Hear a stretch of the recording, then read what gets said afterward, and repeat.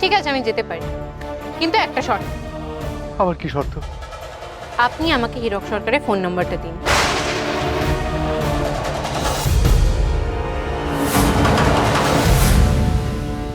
দিন দিন বলছি। দিচ্ছি, দিচ্ছি, তুই দিচ্ছি। 974321588। Thank you so much. Oh God, বিনতি যদি জানতে পারে তাহলে কি হবে?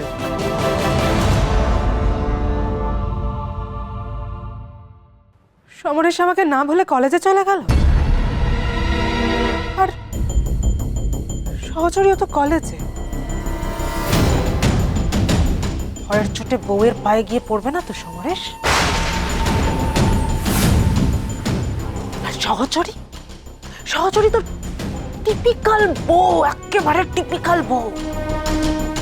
ক্ষমা করে দিয়ে যদি সমরেশকে কাছে টেনে নেয় তাহলে তাহলে তো সমরেশ আমার থেকে দূরে চলে যাবে, আবার আমার থেকে দূরে চলে যাবে সমরেশ। আমি সেটা কি করে হতে দিতে পারি? না না, একদম না, একদম না। আমি কিছুতেই হারতে পারি না, আমি কিছুতেই হারতে পারি না দেবী, না কিছুতে হারতে পারি না, পারে না। আমিও কলেজে যাব, ইয়েস, আমিও কলেজে যাব।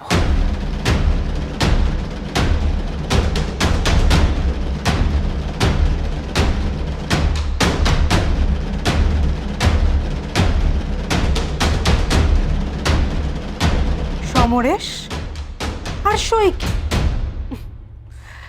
কিছুতে একা একসাথে থাকতে দেওয়া যাবে না,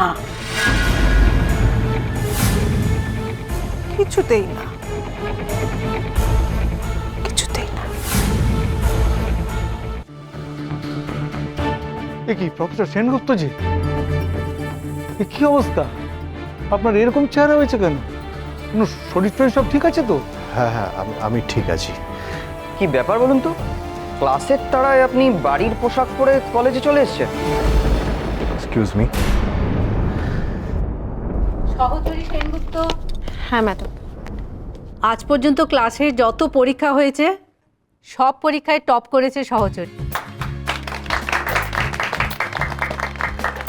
সহচরী, আমাদের অনেক আশা সহচরী তোমাকে নিয়ে। ম্যাডাম, আমারও অনেক আশা নিজেকে নিয়ে।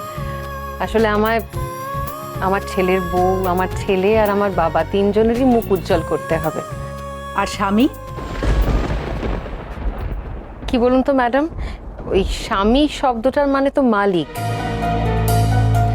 মানে প্রভু। আমরা তো কোনো বস্তু নই যে আমাদের মালিক থাকবে। কাজের লোক বা কুকুরও নই যে প্রভু থাকবে। আমার বর আছে ম্যাডাম, কিন্তু তার আমাকে নিয়ে কোনো আশা নেই। তাই তার মুখ উজ্জ্বল করার তাগিদও আমার জীবনে নেই।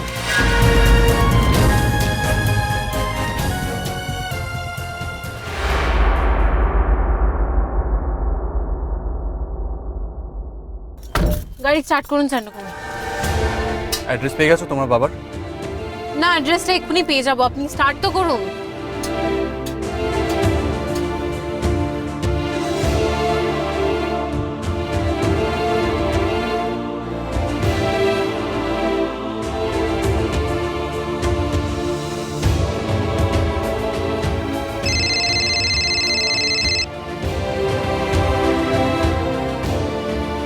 Unknown number. হ্যালো। আমার গলা শুনে ফোনটা কাটার একদম চেষ্টা করবে না বাবা।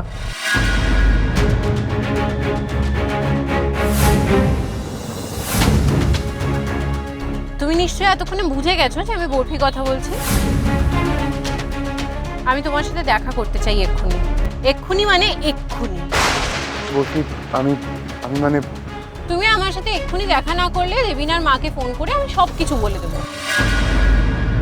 না না না, ডোন্ট ডু দ্যাট। আমি আমি তোমাকে অনুরোধ করছি, তুমি দেবেনার মাকে ফোন করে প্লিজ কিছু বলো না। তাহলে বলো তুমি আমার সাথে দেখা করবে, নাহলে কিন্তু আমি দেবিনার মাকে। বলবো আমি আমি আমি আমি এক্ষুনি তোমার সঙ্গে দেখা করবো। তুমি এখন কোথায় আছো তুমি? না মানে আমি ও আচ্ছা, তুমি বলবে না তো? তাহলে দেবিনার মাকে ফোন করে কনফারেন্সে রাখি। কি হলো, ধরবো নাকি দেবিনার মাকে ফোনে? এই এক মিনিট তুমি দেবিনার মায়ের নাম্বার পাবে কি করে?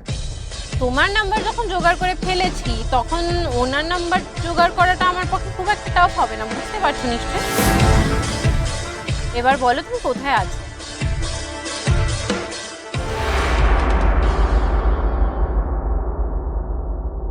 আর ম্যাডাম, কটা সংসার আছে যেখানে বইয়ের উন্নতিতে বরের মুখ উজ্জ্বল হয়?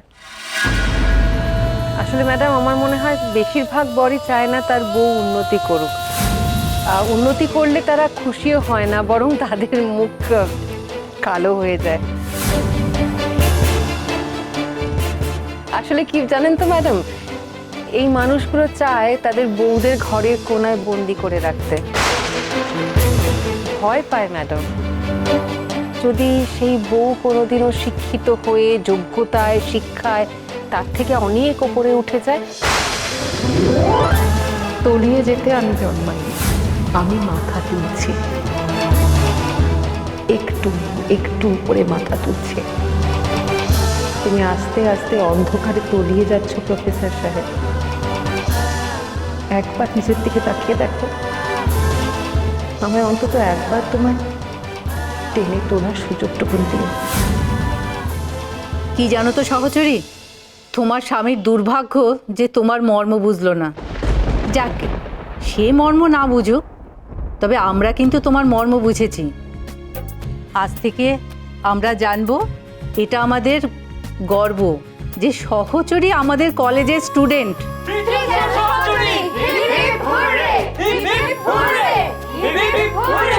তোরা কি করছিস? আমরা যা করেছি হয়েছে, আমি ওখানে লাইব্রেরি থেকে বইগুলো জমা দিয়ে আসছি। সহচরী, আপনি কিন্তু তাড়াতাড়ি ফিরবেন, আমরা সবাই মিলে ক্যান্টিনে যাব। আচ্ছা, আসছি।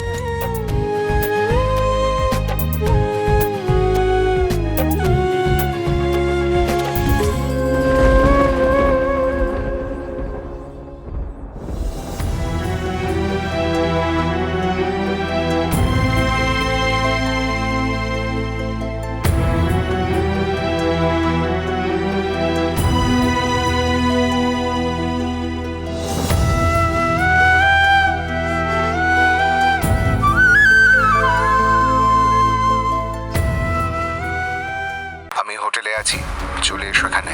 বাকি কথা এখানে এসে হবে। আসছি, আমি এক্ষুনি আসছি।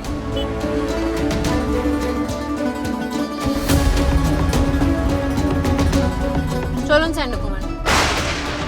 তুমি তো সত্যি আজকে রণচণ্ডী রূপে রয়েছে।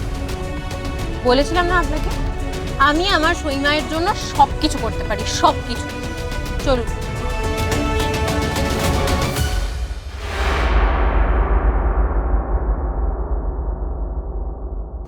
সই। সহচরী, আপনাকেই তো খুঁজছিলাম। আমার বলো। হ্যাঁ, দেবীনাদি বলেছে আপনার সাথে একই গানে নাচবে। দেবিনা?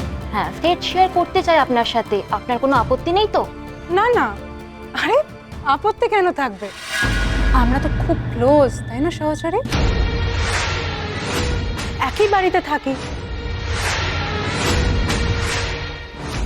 এই একই মঞ্চে পারফর্ম করতে তো কোনো অসুবিধা হওয়ার কথা নয় আমাদের।